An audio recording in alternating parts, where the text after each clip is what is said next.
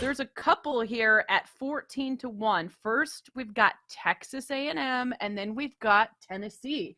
So with Texas A&M, they've been interesting. The Aggies have 20 returning starters, and they get Alabama at home. So that's pretty cool for them. They do have to face LSU, Ole Miss, and Tennessee on the road. Phil Steele has them as his number 2 surprise team this year. So maybe you could look at 14-1 if you're looking a little further down the board. I know where Paul's going. I think he's on Tennessee this year. I think that's it. No, yeah? I'm actually on the Aggies. I think that's the team that intrigues me. I thought I was close. So the other 14-1 team, tell us the argument there. Yeah, you definitely laid out a handful of the reasons why. Like, they got to figure out the quarterback thing. I mean, they had they had King transfer out. They've got a couple guys coming back that they'll battle for the starting spot. And I mean, everyone, including Jake, J-Rod, and myself, took snaps at quarterback for A&M last year. So they got to figure that situation out. They had I think it was the number 1 recruiting class come in last year. So now a bunch of those guys, like you said, 20 returning starters? They've got a bunch, 20. and plus a bunch of depth and talent there. It's just whether or not they can figure it out. I think week 2 at Miami, which is they played a home and home sort of series, like they played in College Station last year.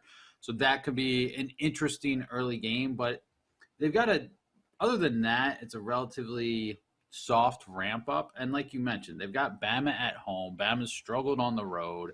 And then if you're looking like at the second half of the schedule, see how they run, because it goes Arkansas, Alabama at Tennessee, then their bye.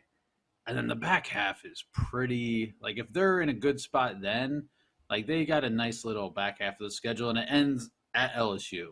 So it could be last game of the season, LSU, A&M, with a lot on the line. So if you're holding either of those tickets, you could be in a pretty good spot. It's a value play. It's a buy low spot. I think we may have seen the best of Jimbo already, but you could hold out hope that maybe he's got one more left in the tank.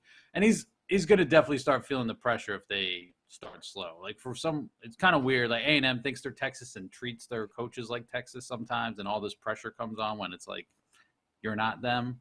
But at 60-1, that's an interesting number if you're looking at dark horse title candidates. It's not a TCU number, but like, again, from the SEC, a one-loss team can get in. And like when we've been talking about some of these other conferences, like the Pac-12, it's like, okay, maybe USC, but it's a lot more dicey for like a Utah, Washington, whoever. If they take an L, it's a lot tougher to see a path for them. So that's an interesting one there.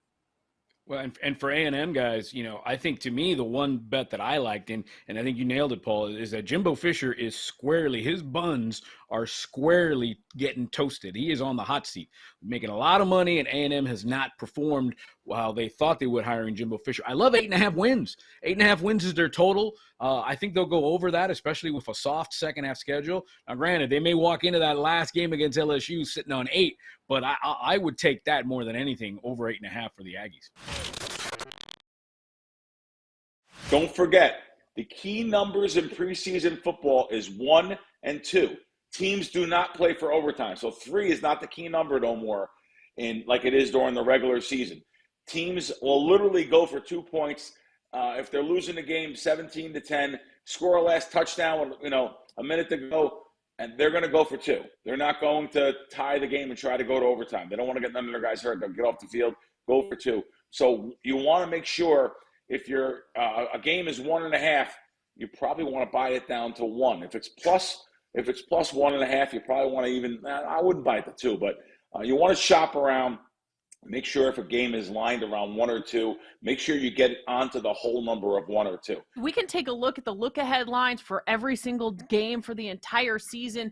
What do you and your guys start doing prep-wise now? Do you start looking at some of these spreads week by week? Do you start looking at matchups for your props? I know you've talked about scanning Twitter and looking at news. What are these coaches going to be saying to try to find an edge? What kind of tips could you give us right now?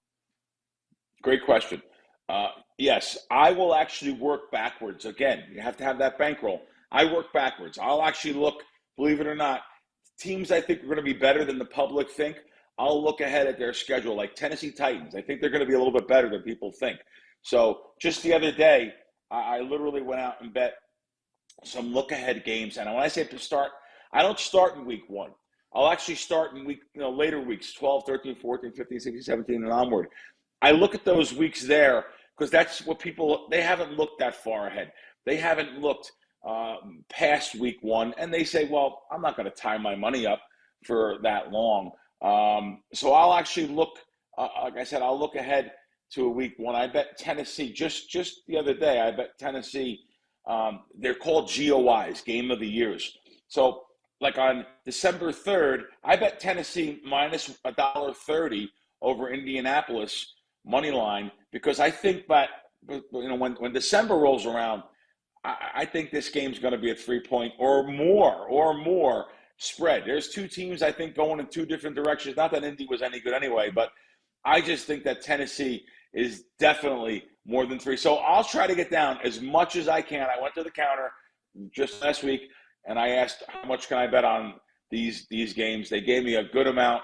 I bet it once for a max bet, and sure enough, I gave them 10 minutes to change the line, and they didn't change the line. I bet it for another max bet. Justin Fields says he plans to throw for 4,000 yards this season. His season-long passing prop is 1,000 yards lower, 1,100 yards lower, 2,2899, 2,899 yards and a half yards.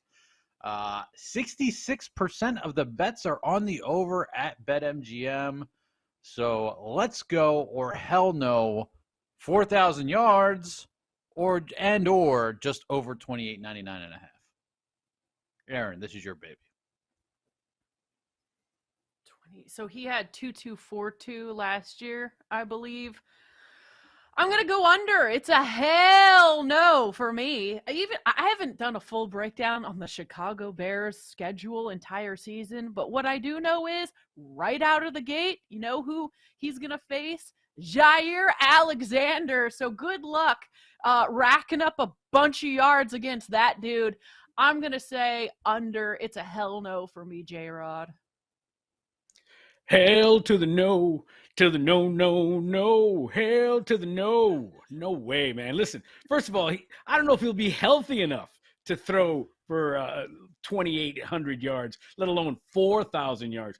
I love the throwing it out there, the confidence. That's good. We love swaggy quarterbacks. He's going to run a lot more. No, thank you. Hell no.